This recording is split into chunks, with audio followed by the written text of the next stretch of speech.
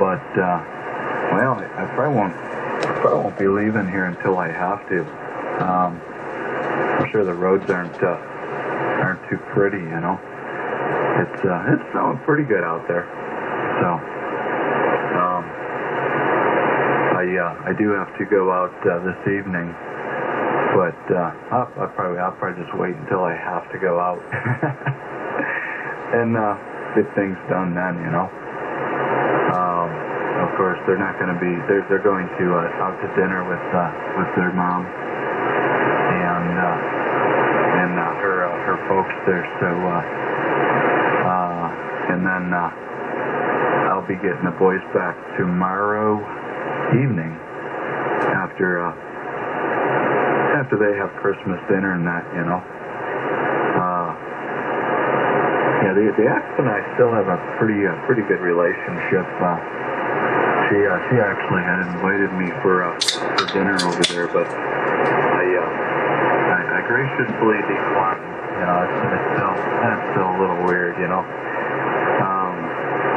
And I don't think my wife, she wouldn't understand that at all. I graciously declined that one. Told her, no, I'll just come after dinner and pick the boys back up, and they'll come and spend the rest of their vacation out here with Dad. And I guess she'll get a well-deserved break. I don't know. Sometimes I wonder if I'm feels like I'm rescuing them from her, you know. Don't know. Oh boy. Hey Mark, did you were you on that boat some screws there last night?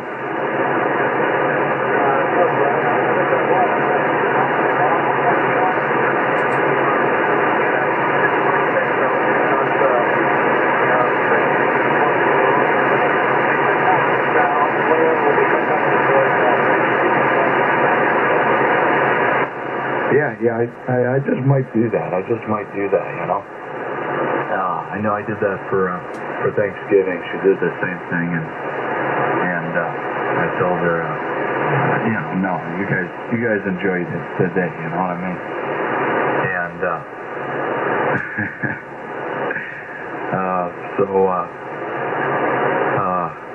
yeah, I ended up with a doggy bag, so that was nice, you know.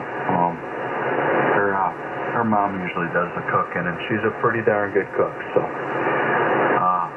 that's hard to turn that one down there, Mark. Over to you there, Mike. KC2MKI, Brian in Akron, New York, where it's snowing splendidly. Thank you, Brian. Yeah, the sun just took out of cloud here, but a little flurry soft. It's snowing a little bit here. But yeah, I was writing that down there. I got to make notes of what that's all for. But yeah, it's good thing you decline there. That's probably not the best thing to do there. But yeah, I really took that as a 10-foot goal. Doggy bag sounds like with deer. But you know, yeah, I would. You're a new YO with not understand that. So, yeah, I'm gonna have to bow out here. I'm gonna go get. We're having a lasagna tomorrow. Something different. My wife makes nice lasagna. We want to do fresh hamburger. So I got to catch the local butcher shop here, just a couple miles down the road. We're gonna catch it before they close. Wait for the last minute. But, yeah, Mark's kind of a homebody here. Or a homely body, whatever you want to call it. I don't go anywhere unless I have to. I spent too much time traveling. 26 years as a construction surveyor, engineer. I spent a lot of time away from the house. You know, on average, I spend about 10 to 11 months away from the house a year, and only get Saturdays and part of a Sunday at the house. Now, I'm disabled now, so okay. It's got to go anywhere I cannot go anywhere. My wife has a hard time getting me to take her anywhere. well, such is life. Quality, that'd be pretty cool. Yeah. Coffee and breakfast there. Kind of good night. That's about halfway for both of us, I think. Or even just all the way, take the one half a dozen another. I could ride all the way into Will City.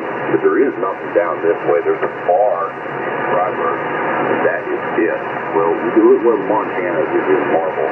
That's a pretty good place. That's like half a mile from my house. Compared to you. But yeah, coffee would be cool. But yeah, Brian, I wouldn't cut that with a 10-foot pole, and I'm going to turn it over to Mark, and then after your finals, Brian, I'm gonna go get that hamburger. So N3 Kilo Radio Foxtrot KB3YJU.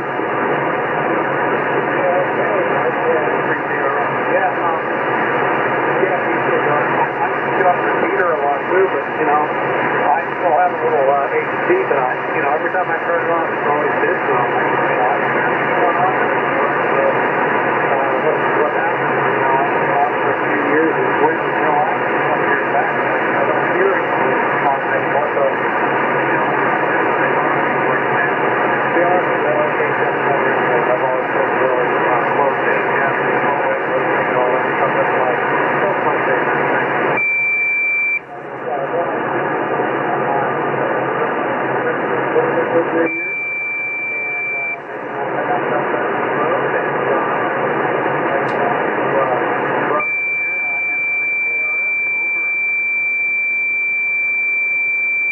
Yeah, hey, yeah, nice to meet you there, Mike. And, yeah, don't be a stranger. Pop in here anytime. I'm on 185 here quite a bit. If this one's noisy, I might go up, or I usually go up. Up around, from here to 192 or something like that. 195 maybe. Yeah, we're usually right here though. So yeah, pop back in and say hello there anytime there, Mike. We definitely would welcome you in here. Any one of us,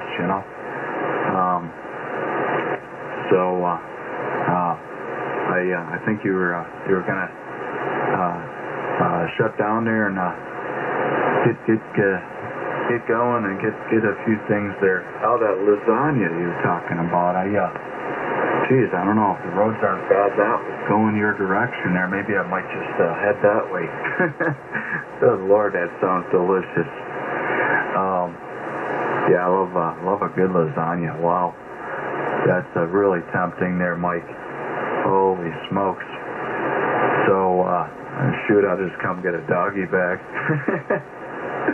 Hey, take care. God bless, my friend. It's been a pleasure. KB3YJU. KC2MKI. Brian, Buffalo Brian. Buffalo Brian, if you knocked on the door this coming weekend, you would get a doggy bag of lasagna. When she's making the lasagna, she can make like 2 or 3 big pans of it, and mainly for the Christmas, but my brother's coming up from Delaware Thursday, so we'll have some leftover lasagna for him, but there'll be plenty of it here, so if Buffalo Brian knocks on the door, he gets lasagna. I better go get that hamburger. I said I want to get the fresh hamburger. I'm waiting to the last minute to do it. So, 73s and Merry Christmas to Mark and Brian. KB3YJU, sir. Hey, one more thing, Mike. Go ahead. Is she Italian? No, my mom is. And my mom makes the meanest lasagna in the world. And my wife's close, but not quite that good. Well, yeah, she's got good training now. Hey, take care. God bless. Have an awesome holiday there. KB3YJU, KC2MKI. Speaking of all this food, I might have to cook up some kind of conglomeration over here for lunch, Yeah, I'm telling you. Come on, John, jump in there. Defend yourself. We gotta get you stirred up.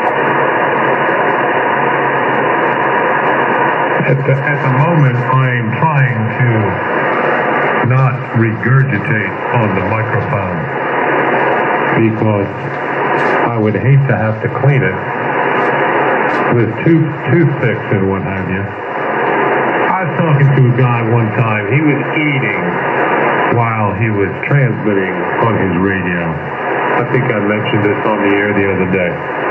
And he had to take a standby to clean up his microphone because apparently he was spitting all over it. And I don't know, there might have been streams of saliva dripping from his microphone in addition to particles of food clogging the little hole or the mesh network. I forget what microphone it was, but it was really disgusting talking to him.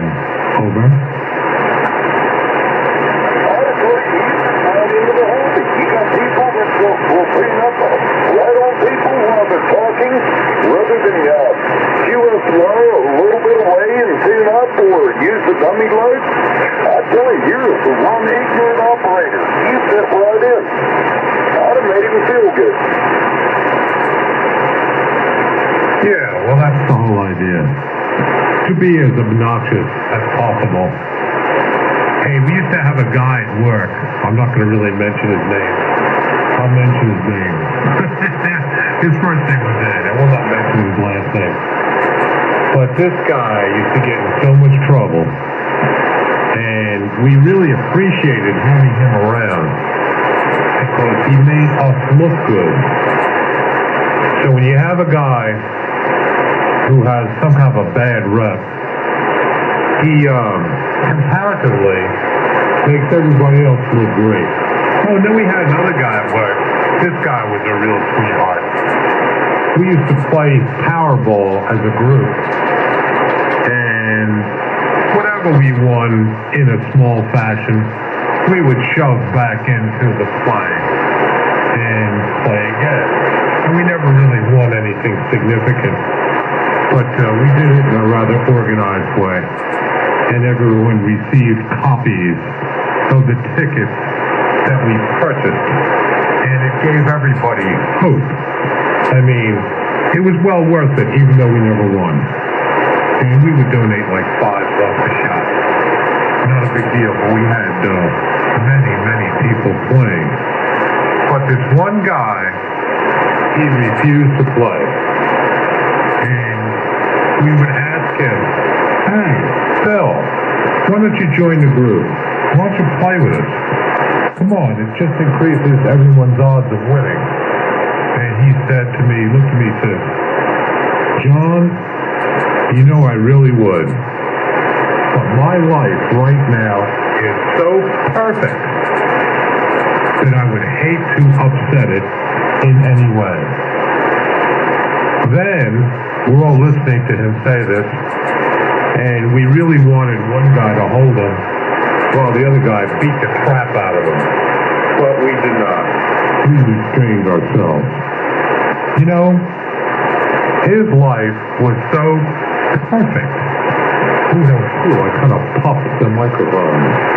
His life was so perfect, he would not play Powerball. I used to.